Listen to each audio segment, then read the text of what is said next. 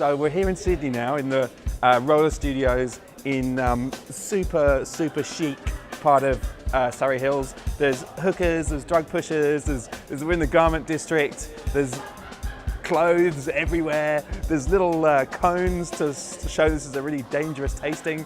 So we're going to head in now and we're going to talk to some Hunter Valley winemakers, and we're going to taste some wines. We're also going to get behind the story of just the vineyard and find out who they think is going to win the Rugby World Cup.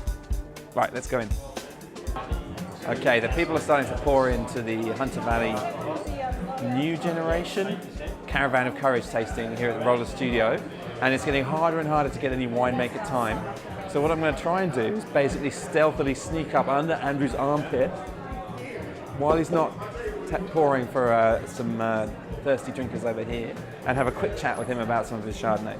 Andrew? Yes. Nice to meet you. Yeah, and you? My name is Dan. Yes, Dan. Let's try some Chardonnay today. Sure. And with Chardonnay, what are you looking for in your Chardonnay? Well, this is my white label, and my Margan. Sorry, white label means it's a limited release? Yeah, that's right. So okay. Small volume, 300 cases is all I make. So my normal Margan Chardonnay is quite fruit forward, quite easy to drink, quite consumer friendly, whereas this white label is what I like to drink, which is quite lean. You know, I pick it quite 11, 12 Beaumet only. Yep. I do a lot of different components, so there's a lot of solids in some of them, different temperature of fermentation, different amount of new oak, and they're the variables. Yep. 4 variables really, and then there's about 16 components amongst that, and we come back and blend them all later to try and, I mean, you get this fruit forward freshness up front, and you get that acid. You got to build them out around the middle, the spine of the wine, and I do that using all those techniques. Thank you, Andrew. I'm going to go and taste this wine over in the corner. Yeah. And get all secret and... No worries, you can do that. Stand in the corner. Stand in the corner. So I've managed to get away from Andrew for a couple of seconds just to taste his Chardonnay, secret squirrel style, which is quite hard to say actually after a couple of Chardonnays. And I immediately get quite a minerally, earthy, stony kind of flinty hit off that Chardonnay. It's not the kind of rich fruit that I've seen elsewhere in the tasting. This is quite a savoury, minerally style. Immediately quite attractive, I have to say. But lovely and fresh on the palate as well. So lovely acid, lovely freshness. Really nice texture as well. Coating, but not in a cloying way at all. Just coats the mouth with flavour. Look out for Andrew Margan for Chardonnay, as well as sort of classic Semillon and Shiraz. It's got a style that's lean, minerally, earthy, and really very interesting and slightly different from what you may have tried before. So definitely give Hunter Valley Chardonnay in all its different forms a really good go in the very near future. Cheers. We're walking towards Mistletoe. I'm going to have a chat with Nick. Dan, nice to meet you. How are you, Dan? Good to see you, mate. Winemaker at Mistletoe. Whereabouts in the Hunter Valley is Mistletoe? Mistletoe is on Hermitage Road, which is a long road which I suppose joins the New England Highway to the heart of the valley. It's a 12, 14 kilometre long road. A lot of wineries. Good road? Yeah, good, as good as roads go. You know? It's a good road. Covered by 2 different councils. And do you have all your vineyards there around you, or do you take from bits and pieces? Yeah, we've got a bit of Semillon, a bit of Shiraz, a bit of Chardonnay there, a bit of Moscato. Yeah. But we also buy from other vineyards. Belford Vineyard, which is at the far north of the Hunter. Semillon country. Semillon country, Chardonnay country. That's where all our reserve material comes from. Yep. And the reds come from further south in the valley, where all the red soils are. And if you were to sum up Mistletoe in a couple of lines, the philosophy, the style, what would you say? Philosophically, I would say Mistletoe, we focus on finding good parcels of small parcels of good fruit. Yep. So, you know, for example, like the 2010 reserve Chardonnay was only 100 cases. But, you know, if that's all the fruit you can get to make quality, that's all you can get. Yep. So we reserve Shiraz, reserve Chardonnay, reserve Semillon, just buy all those little small parcels. And little birdie told me that you're actually a Victorian. You're an interloper, you're an intruder in the Hunter Valley way of life. I was sent here on a mission to educate the far north. And you heard it here. Victorians have been sent to the Hunter Valley to educate them. That's a scoop. Right. That's a spit bucket scoop. Exactly right. Staunch Hawthorn supporter. So this man doesn't really care who wins the Rugby World Cup later in the year, which is a shame. But could still be England, everyone. Just want to remind you. Anyway, let's taste some wine. Sure. What have you got for me today?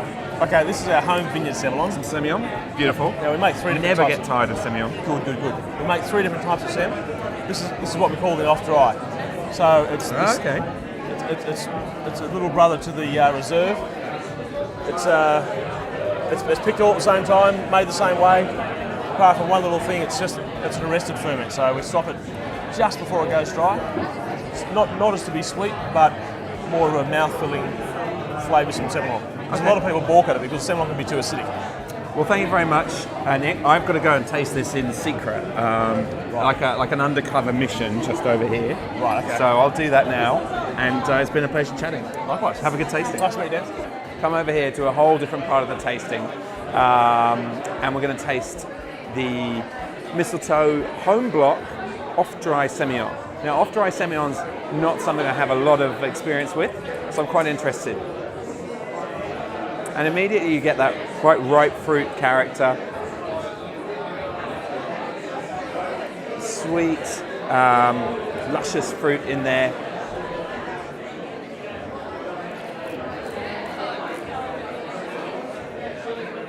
But beautiful, crisp acid. And any off-dry wine, any sweet wine of any kind, must have good acid or else it gets all lousy and flabby. And the first thing you taste when this goes in your mouth is beautiful feeling of acid around the mouth. So it makes an extremely refreshing drink. You don't taste the sugar at all. You taste the sweetness of the fruit, but you don't get the sugar, and you just have a really refreshing glass of wine. So if you're like me and you haven't actually had an off-dry Semillon before, then I'd probably give it a try. If you like fruit forward, but still crisp and acidic white wine that's refreshing, give this a go. All right. So I've managed to tear myself away from those talky winemakers for a couple of minutes to speak to the real people here at the tasting. Those are the tasters. They're people that have paid their money to come and taste what the Hunter Valley has to offer at the moment. Regan, Hello. you I've seen at a few events around about Sydney. You're a keen wine taster. I am. Do you work in the industry? No longer. I previously worked in hospitality. Okay. No, in Sydney town I'm corporate life, but still try to keep involved with wine as much as I possibly can. And what made you come along to a Hunter Valley tasting here in Surry Hills tonight? Access to the Hunter Valley without having to drive 2 hours for a start is great. Because it's so hard to go 2 hours to a winery. Well, it is. Come It can on. be. Well, I mean, Tassie have 20 minutes. A great chance to see the new stuff coming through, the new names coming through the Hunter. Everyone knows Hunter as being Tyrrell's, McWilliams, Mount Pleasant, those old families. There's the young ones coming through, and it's good to see their products. A modern twist on an old style, if you like. So that's really what we're here. Okay, and what are you looking to drink tonight? Are there any particular grapes or producers that you're excited about? I am. I'm a big fan of the Margan. Big fan. I actually think you've got one of my yes, favourites in your glass. Actually, right there. I've nabbed some You'll Barbera. notice wine industry versus pleb. A rather luxurious glass. Yes, a taster, not pleb. Sorry, I mean that. No, big fan of that Barbera. Very, very big fan of that. I also love the Sems. I mean, the Sem is an amazing thing that I didn't really know until I got to here to Sydney a few years ago. So it is great to see those ones coming through. And this is the Andrew Thomas, and it's gorgeous, even in this not quite so great glass. And Thomas, great winemaker as well. Fantastic one, mate. Yeah. So when you go out for dinner in Sydney, Yes. do you ever look at wine lists and pick something from the Hunter Valley? I do. Sydney is a bit of a whore when it comes to wine. There's not a lot of New South Welsh wine drunk in New South Wales. No, there's not. Definitely, I do. I try and match food as much as I possibly can with wine, and certainly Semillon is one of those ones that works so well. Those crisp acidity, that lovely lemon stuff that comes through is just beautiful, and that does work so well with more subtle things. And I have a beautiful wife who used to drink New Zealand Sauv Blanc, who no longer drinks New Zealand Sauv Blanc, and things like this really appeal to her palate. That makes you even more beautiful now. Correct, even more beautiful. All right, now we're reaching the end of the evening here at the Roller Studios, where the new generation Hunter Valley winemakers have bossed Sydney like never before. And it's been interesting tasting a lot of wines. It might be a new generation, But the same themes are coming through again and again when we taste Hunter Valley wines on Spitbucket. We're seeing freshness, we're seeing complexity, and we're seeing purity of fruit. So gone are the days of lots of oak and flabby, blousy, stinky wines. We're seeing some really interesting styles that are going to appeal to you, the modern drinker. So I get bored saying it myself, but I'm going to say it again. Make sure that when you're in a restaurant, you're thinking about some food wine, go to the Hunter Valley section of the wine list or have a look for Hunter Valley producers, because you're going to get great value and you're going to find a wine that will more than likely go really well with your food. Lots of nice acid, not too rich, not too powerful, so won't overpower the food. And of course we always love to hear your stories about what's worked, what you've liked, which producers have appealed to you, great dishes you've had with great wines. So leave us a comment. And while some of us return to the mundanity of our everyday life, the Caravan of Courage rolls on. Like one unending holiday where everyone drinks wine, shakes hands and has a great time. So these guys are going to be getting into their little caravan, squeezing up, getting close at night, and moving all the way up to Brisbane, where you'll see Spitbucket legend Ken Gargett in action, talking to these guys, and no doubt going off on some amazing tangents, as he always does. So enjoy Brisbane, enjoy the rest of the tour, and we'll see you on Spitbucket again soon.